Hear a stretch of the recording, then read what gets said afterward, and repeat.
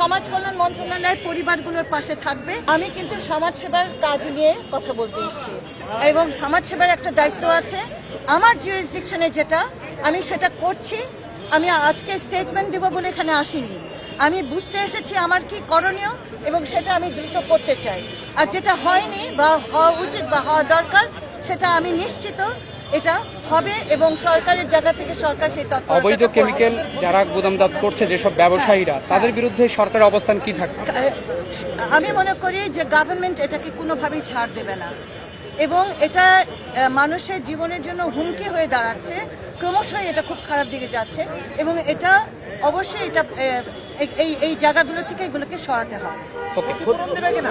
ক্ষতিপূরণ পরের ব্যাপার, আমি মনে করি সমাজ কল্যাণ মন্ত্রণালয় পরিবারগুলোর পাশে থাকবে, সেই নিশ্চয়তা আমি দিচ্ছি।